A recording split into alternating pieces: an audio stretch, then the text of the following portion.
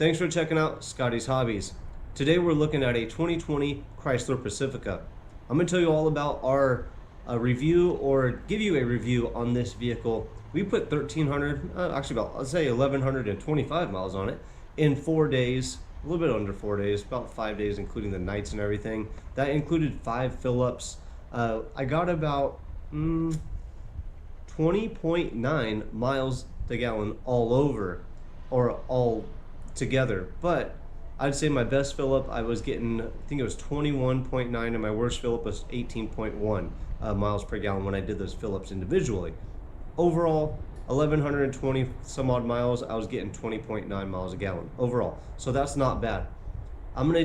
We're gonna go on a little trip on this thing, and I'm gonna tell you all about it, what I like about this thing or what I don't like about this thing. But if you do end up purchasing one of these because of my video, or who knows, somebody else's video, make sure you comment below and let me know. Also, check out my other videos. I'm going to have a lot of maintenance on this vehicle coming out as well, such as the air filter, the cabin air filter, front brakes, rear brakes, the PCV valve, and your emissions locations. So stay tuned. There's going to be a lot to come up with that, but let me tell you about our experience with this 2020 Chrysler Pacifica Limited Edition.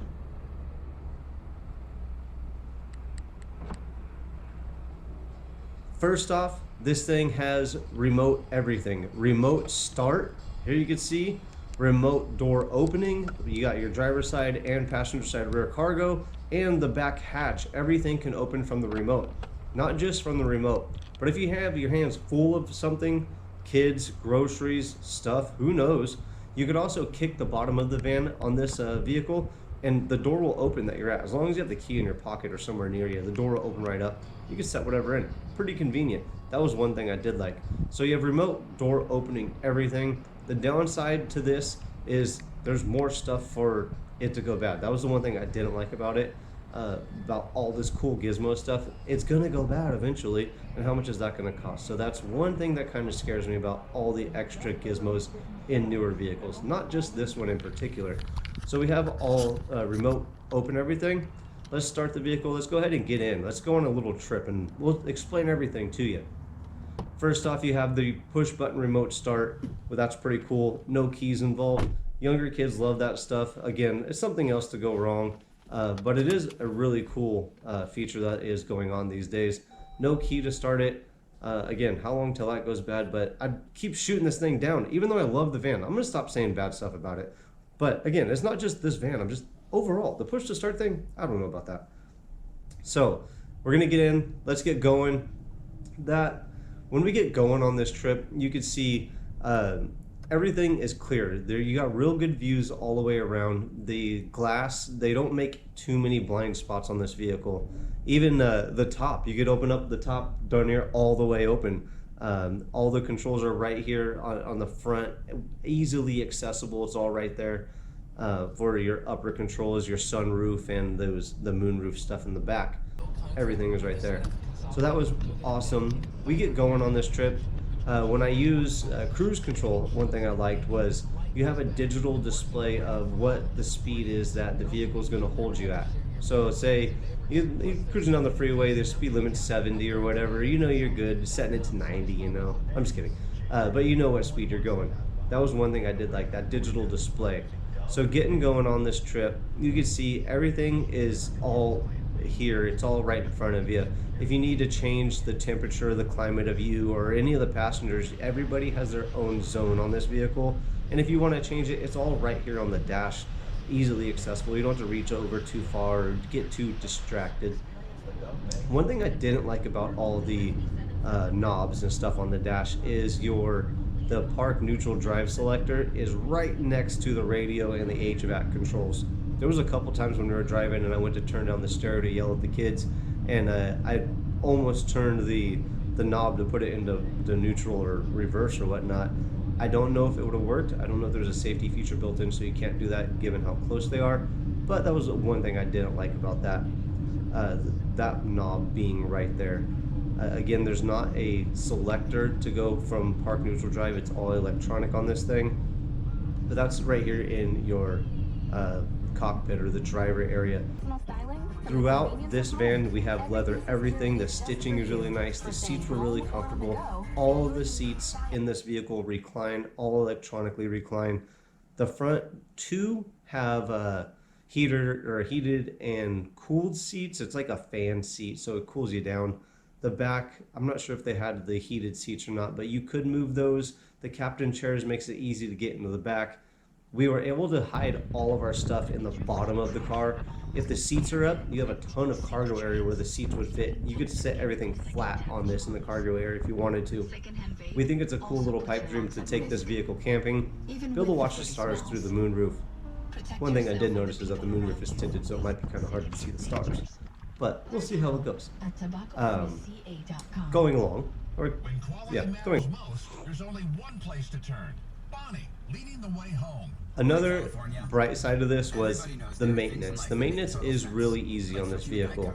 Like I said earlier, I do have videos covering a lot of maintenance on this vehicle, so make sure you check out other videos to take care of this after you go buy it. And also, let me know if this helped you make a decision on buying this vehicle or whatnot. Comment below. Let me know. Another thing that was very useful I found was here when you go in reverse, you got a really nice display on the center console. So if your neck was hurting, shoulder hurting or something, I don't know why I would say this, but you don't have to look back. You could look more so through your through the dash cam. When you first come up to a stoplight, when we got the van, I didn't know this was a setting, but I got up to the stoplight and it turned off. I'm like, what the heck? Brand new. It just shut off. Why did it do this? And I'm like looking at it. I let off the brake. I'm like, huh. It went. I'm like, I didn't really think much of it. So then we go up to the next stoplight. Same thing. But what the heck is going on? This thing keeps dying on me. Third stoplight. Okay. What's going on here? So I get used to it after a while. If that setting is on, you don't have much of a get up. As soon as that light turns green, you kind of got to anticipate that it's turn green so you could let off the brake and the engine will start and get going. But if you let off the brake and get going real quick, you have a little bit of a hesitation going on there. But it is a feature that saves gas. I was watching something about Ferrari the other day, and the new Ferraris also have them. It's so they get better gas mileage, or the vehicle gets better gas mileage. So if it shuts off at a stop, you don't have that idling fuel being wasted or being burnt out the tailpipe. A lot of manufacturers are doing it. So that was one thing. I didn't turn it off. I got used to it, but you could turn it off if you like. Now on the downside, the sun visors are really small. Compared to like the Chevys, the vans that we have, and the truck that we have, the visors are really big. This one is really small. When you fold it down, it's like a good, I should have measured it, like 7 inches, probably a little bit more. But when you're going down a windy road, you're turning it back and forth, like, trying to move around and whatnot. I didn't really like the visors in this. They could be bigger, and they could have that dual visor thing where it like wraps around the whole side where you're sitting. So visors were a turn off a little bit.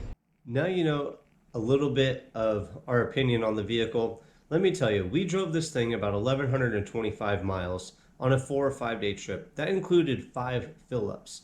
Overall, we got 20.9 miles a gallon, going from here in the Bay Area to Las Vegas, and then over to Zion, and back to Vegas, and back to here in the Bay Area.